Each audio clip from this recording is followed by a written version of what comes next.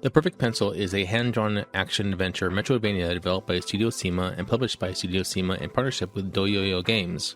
Released in early 2026, the game blends exploration, combat, and platforming with a heavy focus on psychological storytelling, emotional themes, and personal growth. The game follows a character named John, who wakes up in a strange, surreal world that represents the inner workings of a human mind. Each area feels less like a physical place and more like a memory, an emotional state, or a stage of life. From the beginning, the game makes it clear that this is a journey through mental and emotional struggles rather than a traditional hero adventure. First and foremost, the one issue I have, and I put issue in very big quotes, is that this game absolutely feeds my need to analyze everything. Before you even start, there's a message warning you that the game explores emotional and mental health themes. Then you're hit with this line: I went through my existence barely feeling anything, like watching life through a dark corridor. I hadn't even moved the character yet, and the game was already hitting me emotionally. It immediately took me back to my own high school days, sitting alone in a dark room, lava lamp on, feeling depressed but somehow awkwardly comfortable in that space. So yeah, this game sets the tone fast. You begin as a nameless and at first headless character moving through what feels like memories or emotional stages. And this is where my brain started working overtime. Every environment, every enemy, every character, I kept asking myself, what does this represent? What does this mean? I realized early on that if I kept overanalyzing everything, I never actually played the game. So I forced myself to step back and focus on the gameplay. If you ever heard me talk about Metroidvanias before, you know our relationship is complicated. The backtracking and the wait for the opening combat style doesn't always match how I play. I am more of a run-in, swing wildly, panic when my health is low kind of player. If we're sticking with the game's psychological themes, that probably says something about me, but we'll save that for a conversation with a therapist. Combat starts simple: a sword attack that works in all directions, the ability to pogo off enemies by striking downward, a dash you can use on ground or midair, and later upgrades to strengthen your attacks. One of the more interesting systems is the pencil mechanics. Your attacks fill a pencil meter, and you can spend pieces of that pencil to heal, but only if you successfully hit an enemy. Miss your charge, you lose this resource anyway. It's a risk-reward system that keeps you aggressive, but punishes sloppy play.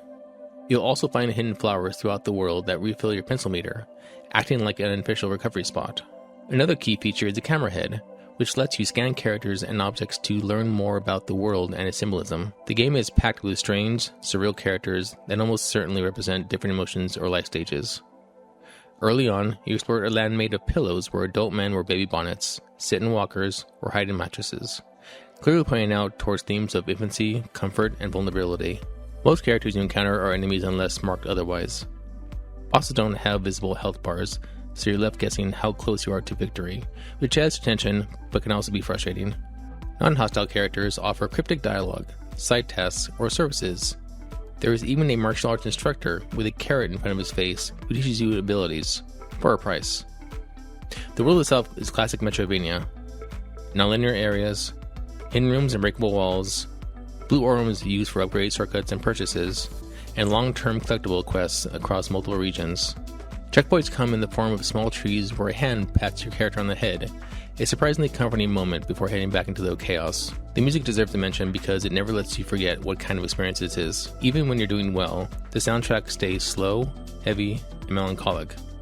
This is not a victory lap kind of game. It constantly reminds you that this journey is about struggle, not celebration. I'm only a few hours in, and I'll be honest, I wanted to quit more than once. The game is unforgiving. Basic enemies can take you out if you get careless. Dying after pushing through a difficult area and having to redo it is frustrating, especially if you're the type of player who likes to move fast. But the fact that I keep coming back says a lot. I've seen estimates of 12 to 14 hours to finish, but considering how often I die and how aggressively I try to push forward, I won't be surprised if it turns out to be 20 plus hours for me. Right now, The Perfect Pencil feels like a game that equals part Metroidvania and part emotional deep dive.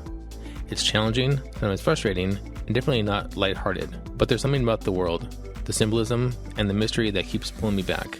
If you're into atmospheric Metroidvanias, psychological storytelling, and a game that expects patience instead of speed, this might be the game for you. And if you're like me, just be ready to fight the enemies and your own playstyle.